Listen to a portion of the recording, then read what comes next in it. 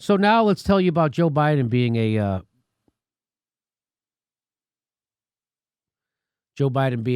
sexual harasser. It's worse. If you digitally penetrate someone's vagina with your finger, that's digital penetration. I'm pretty sure that's rape. So there's a woman. Her name is Alexandra Tara Reid. She's a former intern for Leon Panetta, former Senate aide to Joe Biden. And she's on the Katie Helper podcast this week. And Katie Helper says this is a story that she has been trying to tell since it happened to her in 1993. It's a story about sexual assault, retaliation, and silencing. Tara had already come forward about part of her story. After Lucy Flores accused Joe Biden of touching her inappropriately, Tara Reid was one of the other 7 women to share their own stories about Biden. Reid told reporters about the way he would put his hands on her shoulders, run his fingers up and down her neck.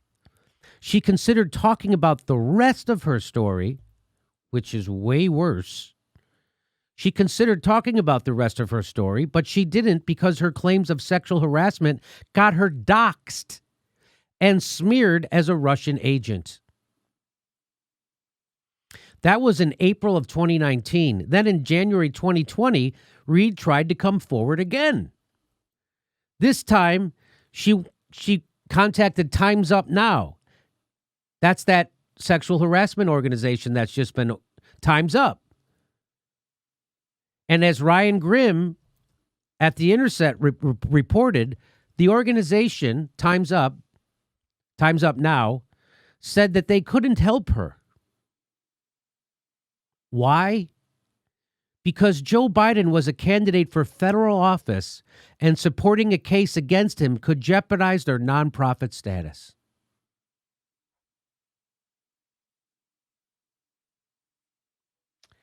He also pointed out that the public relations firm that works on behalf of the Time's Up Legal Defense Fund is SKD Knickerbocker. And SKD's Knickerbocker, the public relations firm that works on behalf of Time's Up Legal Defense Fund, SKD Knickerbocker, whose managing director, Anita Dunn, is the top advisor to Joe Biden's presidential campaign. And now you know the rest of the story. So somebody was harassed by Joe Biden. They go to Time's Up Now to report it. The person running the Time's Up Now is actually working for Joe Biden. And so they tell her to go shut up.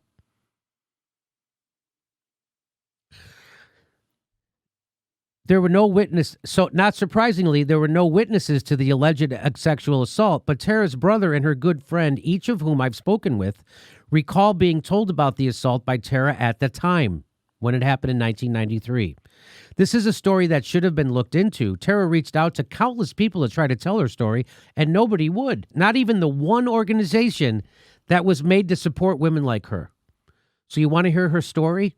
So this is about 5 minutes long, and it's pretty brutal what Joe Biden did. Pretty brutal. This is an actual physical assault. You ready for this? Watch this. And said, I want you to take this to Joe. He wants it. So she had to bring like a duffel bag to Joe Biden.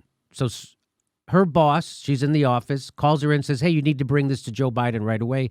And he's over somewhere else. So she's bringing it to him. I want you to bring it. Hurry. And I said, okay. And it was a gym bag. She said, take the gym bag. She called it athletic bag. And, she said he was down towards the Capitol and he'll meet you. And so I went down and I was heading down towards there. And he was at first talking to someone. I could see him at a different distance, and then they went away.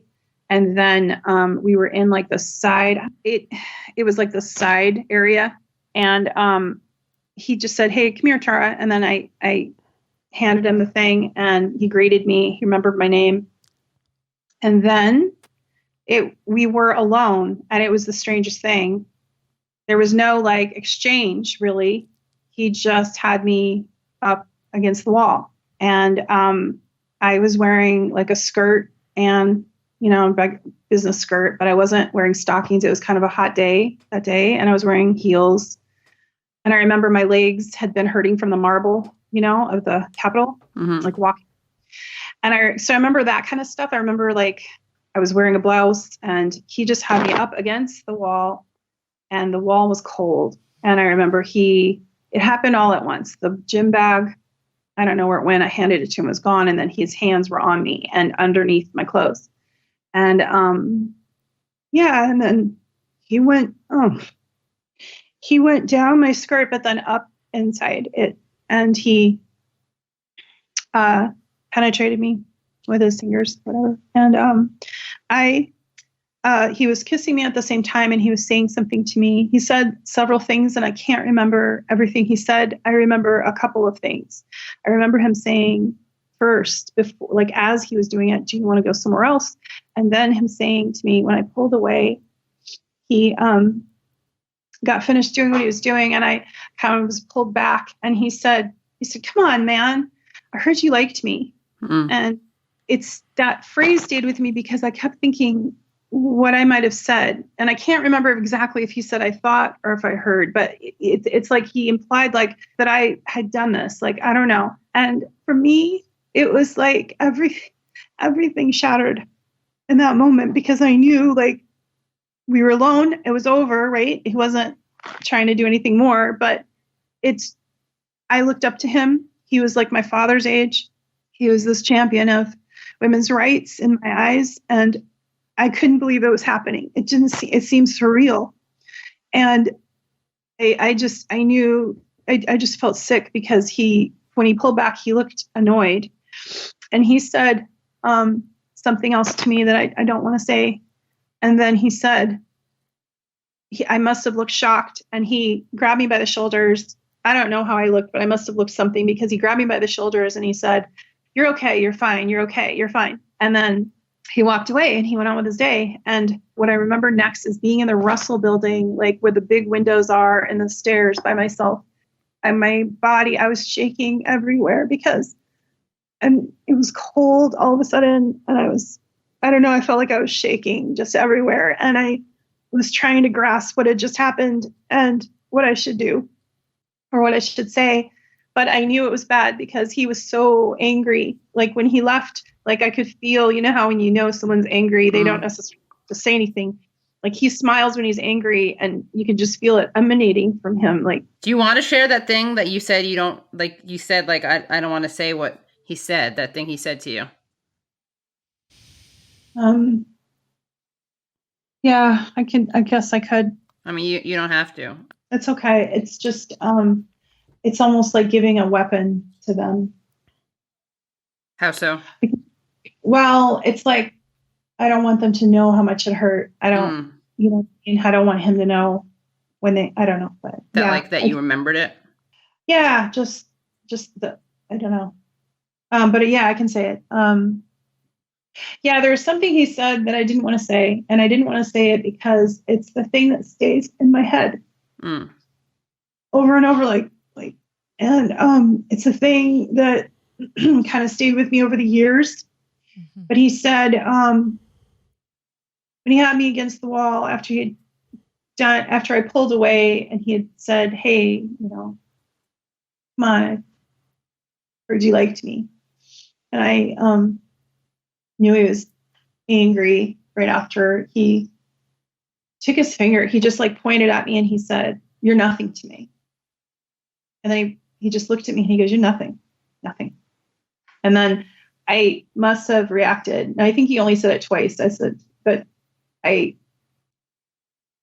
just heard the word nothing. And I must have reacted because that's when he took me by the shoulders and he said, you're okay. You're fine. You're okay. But then afterwards, it kept replaying in my head. And last April, when all that stuff came out, I got really, really sad about it. And the thing that I remember almost more than the assault itself, was just being told I was nothing. And he was right. That's how people treated me. That's how office treated me. And I have no platform. I am no one. And to him, I'm nothing. So, yeah. So if people want to know why women don't come forward, that's a good example. So there's Joe Biden, super predator. That's the guy you're running against, Donald Trump, because he's a predator. That's the guy. The guy who you're running against, grab him by the pussy. The guy who actually did grab someone by the pussy, someone who worked for him. Joe Biden is a gross maniac criminal. And if you digitally penetrate someone, isn't that rape? And that's what he did. So there's Alyssa Milano's hero. There's someone Tulsi just endorsed. There's someone Bernie's going to endorse. Jesus Christ.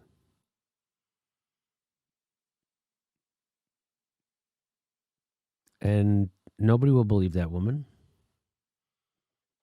And this story's out there. I'm doing it on my show. Katie Halper's doing it on her show. No one's going to talk about this on the mainstream media, and Joe Biden's not going to go to the next debate.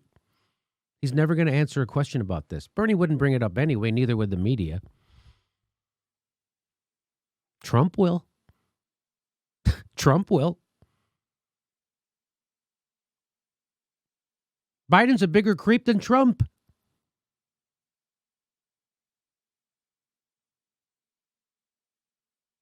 God almighty. What do you think of that, Steph? Well, it's devastating. That's what I think. I think it's devastating for the victim. Yes. And this is one victim that has been able to come forward right now. And even when I look at the live chat, you can't help but, she's saying at the same time, she's saying, who's going to believe me? Is the same time I see live chats going, she's lying. Look, that she's old, blah, blah, blah. Such a blind position that people take when it comes to people being raped. And, this story among other stories about Joe Biden, but, we already know that Joe Biden is not the man to run for president, and somehow they're making him that he's supposed to be the guy. It's, Jimmy, I'm depressed. So it's very sad. It's very sad. And I appreciate Katie Halper's work on this story. And my thoughts, of course, and concerns are with the victim. Back to you, JD. Okay. I've said Joe Biden is worse than Trump because he's had more opportunity to do horrible things and he's done them. Donald Trump wrote an editorial about the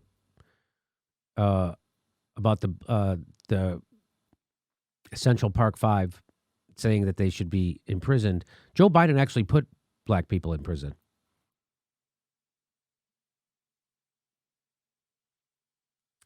Joe Biden actually engineered the system that kicked people out of their houses. Joe Biden actually sent people to die in Iraq.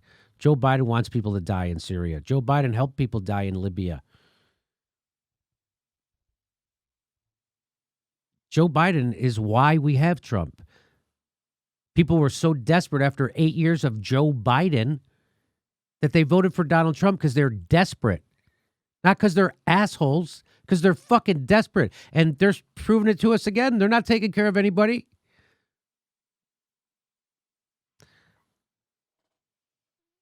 Demented, raping, death rattle, Joe Biden. What if Trump starts calling him the raper? That'd be nice if he started doing that. And then everybody would hear her story. What a Joe Biden. This is who this is your Democratic Party giving you Joe Biden, and everybody's going to fall in line behind him.